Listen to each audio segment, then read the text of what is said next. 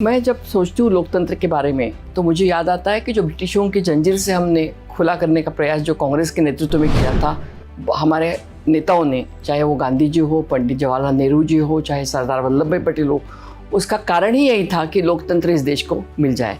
और यही लोकतंत्र आज खतरे में है। इसका कारण हमें जो महसूस हो रहा है कि हमें ना कोई बोलने की उपलब्धि है, ना हम पार्लियामेंट की संसद के अंदर बोल सकते, ना बाहर बोल सकते। अगर कुछ भी बोला तो हमें बहुत ही बेतहाशा, जिस तरह से नहीं होना चाहिए इस तरह से हमें प्रताड़ित किया जाता है। और इसलिए ऐसा लगता है कि लोकतंत्र में जो चाहिए, बेसिकली प्रेस का अधिकार नहीं है, सभी को जकड़ लिया है, सभी एजेंसीज को जकड़ लिया है।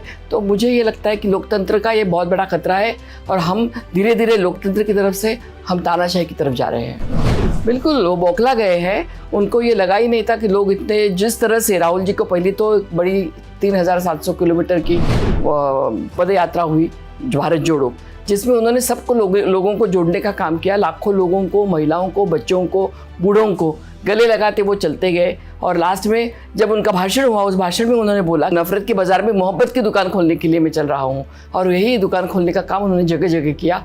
उसका एक खौफ है। दूसरी बात यह है कि राहुल जी जिस तरह से निडर होके जो मुद्दा उन्होंने उठाया अडानी का मुद्दा बहुत ही सभी लोगों को, समाज के निम्न लिखित लोग हो या समाज की जो middle class, lower middle class, सभी लोगों के पैसे LIC में लगे हैं, SBI में लगे हैं।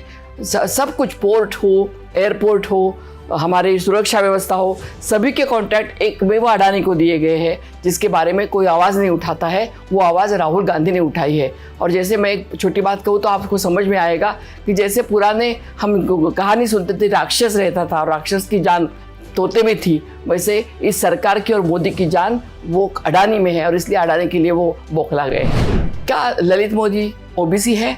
क्या नीरव मोदी OBC है? अगर और जिसने इसके खिलाफ पूर्णेश मोदी जिसने ये कंप्लेंट किया है, वो भी उच्च जाति का है, वो खुद को OBC समझता नहीं है। तो OBC का नाम लेके ध्यान भटकाने की कोशिश कर रहे हैं। They just want to divert the issue, divert करने का काम कर रहे हैं और डाइवर्ट करके लोगों को अडानी से ध्यान भटकाने की ये बहुत ही कोशिश हो रही है। लेकिन ये कोशिश में वो सक्सेसफुल नहीं होंगे, उनको यश नहीं मिलेगा। बहुत ही फर्क लग रहा है। एक तो अगर आप उनके चेहरे की तरफ भी देखेंगे कोई भी व्यक्ति, तो मैंने तो हमेशा उनको बोला है कि जो बोलते हुए उन्होंने बहुत बड़ी तपस्या की है और तपस्वी की तरह वो निखर गए हैं। दूसरी बात, अंदर से भी सबको समझाने की, सब समझ लाने की पहले से भी वो उनकी आदत थी। लेकिन अब ज़्यादा मुझे लगता है कि वो ज़्यादा एम्पैथेटिक भी हो रहे हैं सबके तरफ और सबको सुन रहे हैं।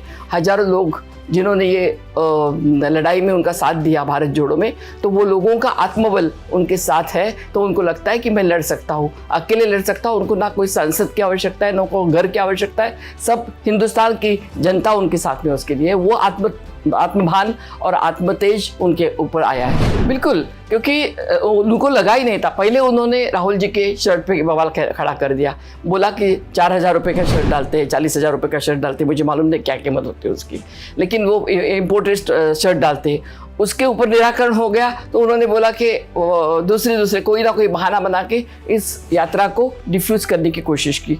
फिर बाद में हमेशा कोई भी कुछ भी होता है तो उन्होंने यात्रा को, जब उन्होंने स्वेटर नहीं डाला, उसके ऊपर भी सवाल पैदा किए गए कि ये राहुल जी चल कैसे सकते हैं। तो उनको राहुल जी की हर तरफ से प्रॉब्लम लगती है।